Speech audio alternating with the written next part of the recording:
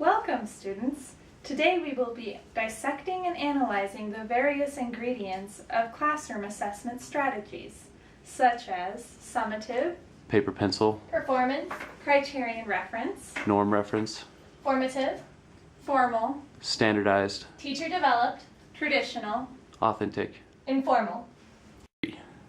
Assessments are important because they affect future planning and instruction in your classroom.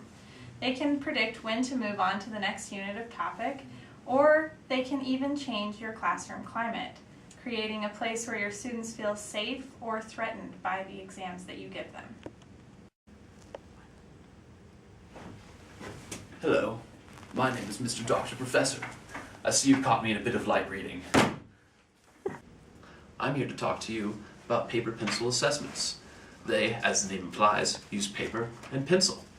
These are the exams we've all been taking since about first grade. They use a variety of multiple choice, short answer, and word problems to test our recognition and recall abilities.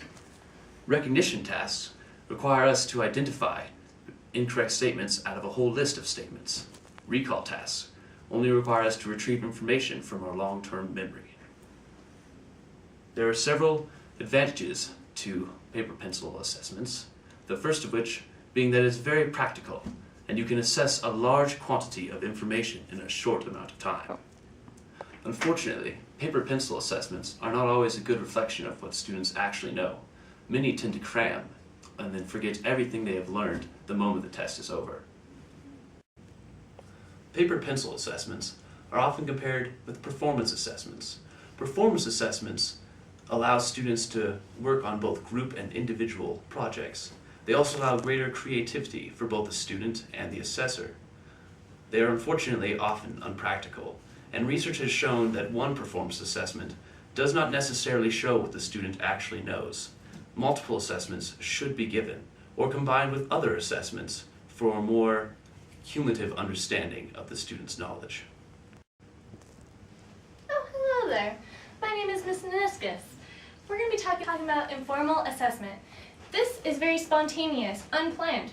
Pop quizzes are a prime example of this. Oh, hello. I'm Dr. Anaerobic Titration.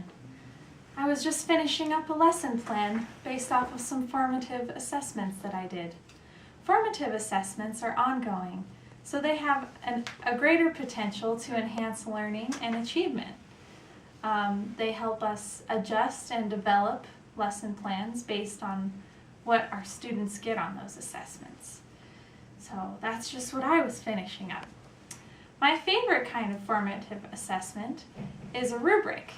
These are guidelines and expectations of exceptional performance. You can have them rated on a system of poor to exceptional. It is important to have your students assess themselves so that they can become intrinsically motivated and understand the meaning of the assessment. It's important to recall the difference between formative and summative assessments, where formative assessments are ongoing and occur throughout the year, and summative happen at the end of the lesson. Formal assessments are more like finals. They are very planned in advance. Students can prepare for them, and teachers can have time to assess what they have learned. Standardized doesn't necessarily mean a bad thing. Sometimes it can be good. What standardized really means is keeping your assessments similar. So for example, if you have a class that has multiple sections, be sure to administer and score the test in the same ways and the same amount of time each time.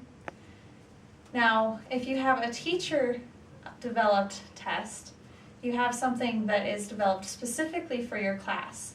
The only thing to remember with that is to try to avoid bias that you might have against certain students or certain expectations that you might have per student. Oh, hello. Mr. Dr. Professor here again. Suppose while you're here I could talk to you about criterion and norm reference assessments. Criterion reference assessments are all too familiar to us. They're like the paper pencil assessments.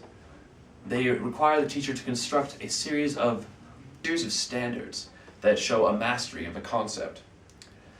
Unfortunately, criterion are sometimes very hard to construct, especially with skills such as athletics. Norm-referenced assessments, on the other hand, is something all college students love. It's called the bell curve. The bell curve! The bell curve creates a competitive environment and allows an easier method of grading for things like athletics. The bell curve also is much more friendly for those harder to construct criteria. Unfortunately, it takes away from the learning community that can be gained through a criterion-referenced assessment. Traditional assessments are measuring knowledge and skills related to tasks in the outside world, such as fitness tests. Authentic assessments are the opposite. They measure students' knowledge and skills in real-life contexts, such as speaking French in French class or taking a Spanish test in Spanish class.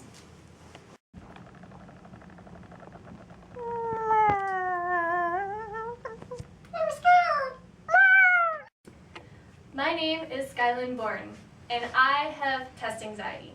It occurs whenever I hear the word test, quiz, assessment, anything.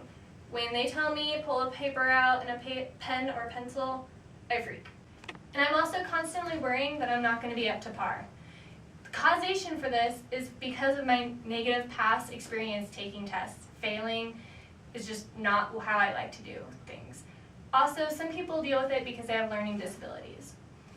Some ways to combat it are good studying strategies and keeping self-regulation on how you study.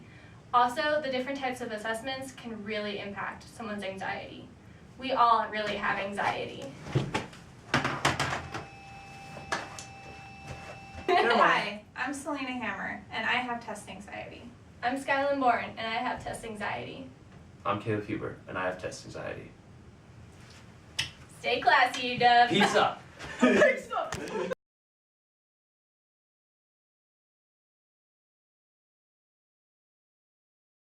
Bill Nye the Science Guy. Bill Nye the Science Guy. Bill Nye the Science Guy. Science rules.